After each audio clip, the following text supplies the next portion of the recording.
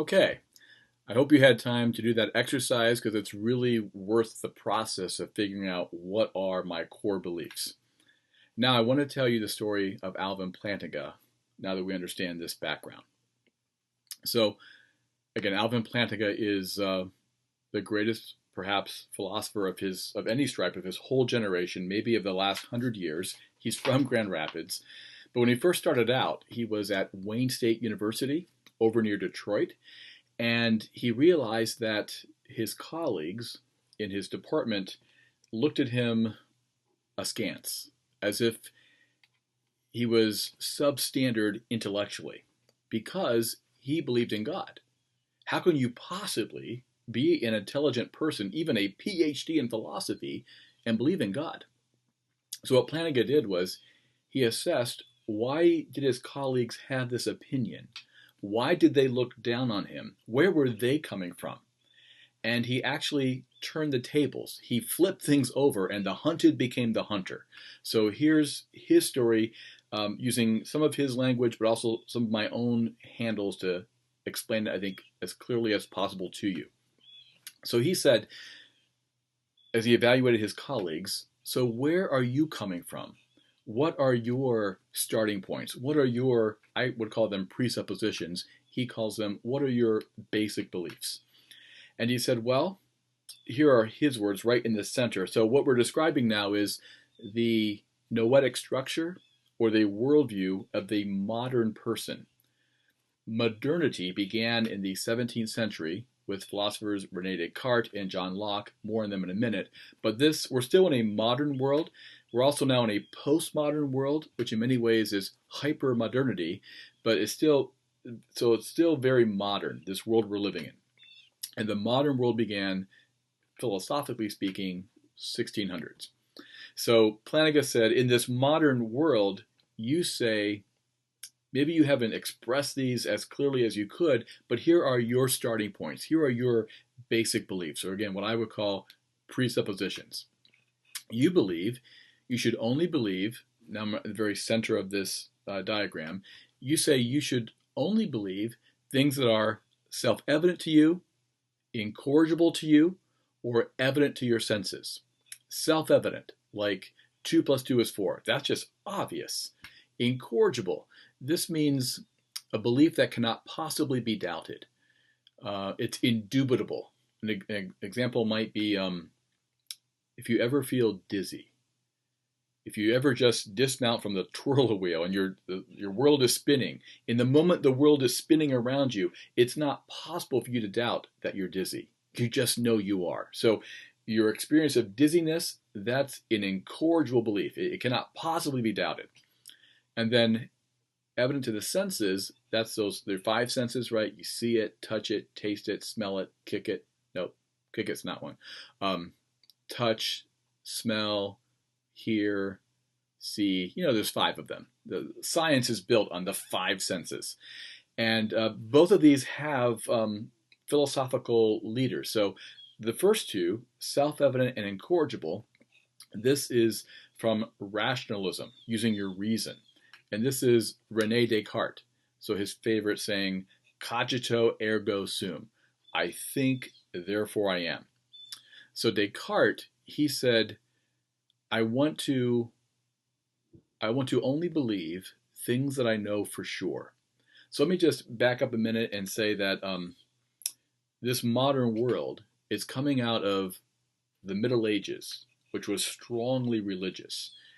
And the Reformation happened in the 1500s, and that led to the wars of religion from 1618 to 1648, where you have Roman Catholics killing Lutherans and Reformed killing Lutherans and Roman Catholics, and Lutherans killing Roman Catholics and Reformed, and everyone ganging up on the Anabaptists, who were pacifists, which is not what you want to be when there's a wars of religion going along. So Anabaptists just took it on the chin from everybody. But in the middle of the 17th century then, European philosophers said, well, this is dumb. Why are we killing each other in the name of religion? And maybe this is just superstition anyway. It's time for us to grow up and stand up and not just take what a church says or what holy scriptures say. We want to only believe what we know. So then they thought, well, what do we know? What do we know for sure? And so Descartes is sitting in front of his stove one day and says, well, I should only believe what I cannot possibly doubt. And that's that phrase at the top of the screen, ruthless certainty. The modern world demands utter certainty. So one more quick story and back to Descartes. There's a philosopher named W.K. Clifford. Not the guy with the big red dog. That's different Clifford. But W.K. Clifford. He told this story. He said, imagine a ship owner who was wondering about if his ship was seaworthy, but he suppressed those doubts and sent the ship out on the ocean. And sure enough, the ship sank, and all the lives were lost. The fathers, the mothers, the children. But he told no tales, and he collected the insurance money. What do you think about this ship owner? Well, he's evil. He's immoral. He had doubts about his ship and sent it out, and all these people, their lives were lost. He should be held accountable. And so Clifford said, and just so, it's always immoral to believe anything on insufficient evidence. It's immoral to believe anything on insufficient evidence. So then you apply that to religion and belief in God. And if you don't have sufficient evidence for believing in God, then it's not just wrong, it's immoral for you to believe in God. So the modern world demands ruthless, utter certainty. So Descartes says, I will choose to believe only what I know for sure. If I can possibly doubt it, I'll throw it out. And so he thought, well, I believe I have a body because I can see my body. Pretty sure I have a body. But it's possible there's some evil genius who's playing tricks with me and makes me think I have a body when I really don't. And so I choose to give up that belief. I do not believe I have a body. And so this is pretty hard, right? Well, what can you know for sure? It all came down to this. Descartes said, well, I guess the one thing I know for sure is that I'm doubting. And if I'm doubting, I may not have a body, but at least there's a brain here. Philosophers talk about a brain in a vat. I may just be a brain in a vat, nothing more. But hey, that's something. So I'm doubting, therefore I'm thinking, therefore I am. Cogito ergo sum. I think, therefore I am. Notice how this modern worldview, demanding utter certainty, the one thing it knows for sure is that it's uncertain, that it doubts. Just note how frail, how brittle the foundation of the modern project is. It starts with the self. I doubt, therefore I think, therefore I am. And from that very slender foundation, Descartes thought he could prove from his mind, he had this idea of God, that he could then prove there was a God and not just this evil genius playing tricks with his mind. And once he thought he could prove God, then he got the world back. Because there is a God who made the world and made me and put us together. But notice the direction here. Descartes starts with himself. The modern man stands up. And I say man because they were men. The white European men stand up. And instead of I believe in God, and from God I know about myself, I start with me. And what can I prove? And he thinks he has proven God. The postmodern world is very modern in that it starts with the self. But we've now lived long enough that we're much less confident, right? These white European men, the people they knew were a lot like themselves. But now we realize there's all kinds of, praise God, cultural diversity. We're including women in philosophy and theology, and we like the different cultural mixes. But we realize that as we get to know other people that are not like ourselves, that we have more disagreements sometimes than we thought. And maybe things aren't as obvious and objective as we thought they were. So a modern person started with themselves, and they were very confident, we can do this. Postmodern person still starts with themselves, but they're much less confident. In fact, in many ways, that's why we're seeing today where things kind of just break down into perspectives. And where are you standing? And as a white man, I say this, and someone as a Hispanic woman, I say this, and it's kind of it's discouraging, right? It leads to division, and we're much less pessimistic in our culture today that there are universal objective truths that we all can agree on. So it's, I guess, what happens when the ultimate outcome of when you start with yourself. John Locke, he was the empiricist. So if reason, which gives us logic and math, that's part of just thinking really hard about something. Empiricism is where you know through the five senses. This is where science comes from. So John Locke's phrase was tabula rasa, blank slate. We're all born with just a blank slate. And then as we see things, those perceptions mark our minds, and we may combine those perceptions into other compound ideas, but every idea you've ever had, Locke says, comes through your senses. We'll say more about him next week, but just know reason and empiricism, or reason and experience, that's where the modern world through Descartes and Locke started from. And it starts with the self. Confidence in me and what I can ascertain. So Plantinga says, my colleagues at Wayne State, here's your worldview. Here is your noetic structure. You say you should only ever believe what is self-evident to you, what is incorrigible to you, what is evident to your senses, or what you can logically deduce from those two things. That's what you believe. And you demand utter, ruthless certainty every step of the way. Okay? That's his description of the modern perspective. Now here's his analysis. Here's where he showed that he should not be intimidated, that people like this think he's dumb for believing in God because they have big problems in their worldview. So I happen to be a Baptist, which gives me the gift of alliteration. So in the bottom right-hand corner, I alliterated the 3 points, and these are my 3 points describing Plantinga. He has not used these words, but it helps me get handles on what he's saying. So the first test, these are 3 tests for any worldview. You want your worldview, I want my worldview to meet these tests. The first test is the test of consistency, and this is a rational test. What this means is, if I believe this and I believe that, I want these beliefs to be consistent. I want them to cohere. Another way to explain that would be the coherence test. I want my belief to rationally cohere. So consistency or coherence.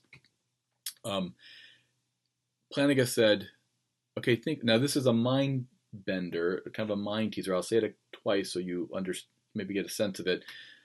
Here's what he said. So you say, like your starting point, your unstated starting point, your presupposition, your basic belief is that you should only believe what is self-evident to you, what is incorrigible, evident to your senses, or can be indubitably deduced from that foundation. That's your unstated assumption. But think about it. That statement itself is none of those things. That statement is not obvious.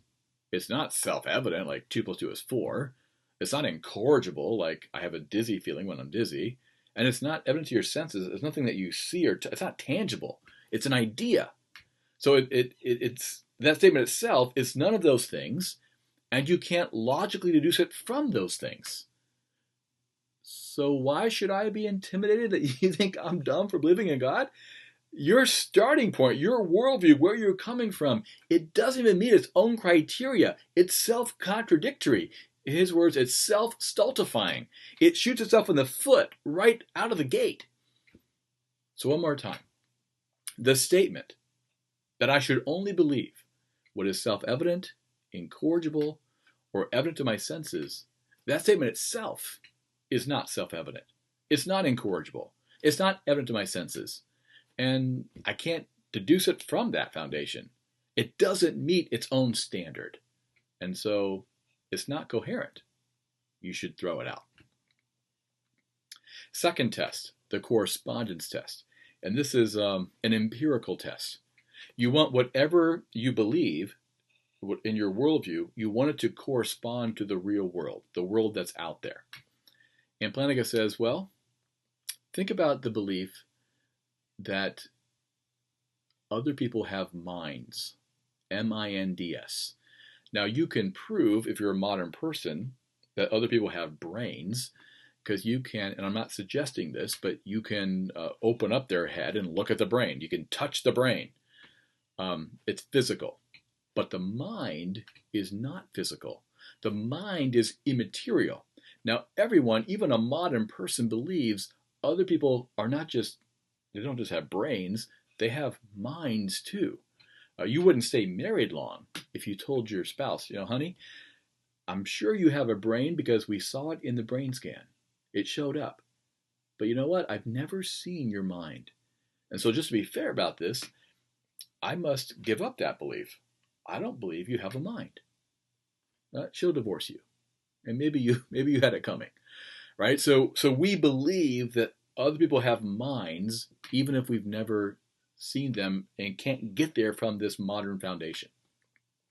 So Plantinga said, well, why can't belief in God be like that? Why can't God be like belief in other minds? If you believe people have minds, then why can't you believe there's a God? Same thing. And then secondly, memory beliefs. We all have memories of what we had for breakfast, what we did yesterday, a vacation spot we went to.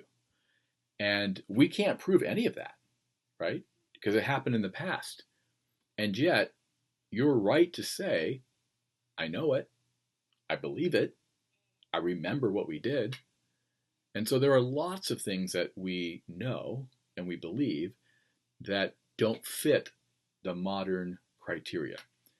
If the modern person demands ruthless, utter certainty, and they start with themselves, well, there's very little that they can actually know, right? And that's the third test, comprehensiveness. You want your beliefs to be as big as the world. You want your beliefs to comprehend all that's out there. And if you demand so much certainty and you have to prove everything by yourself, guess what? Your world it shrinks. It turns in on itself.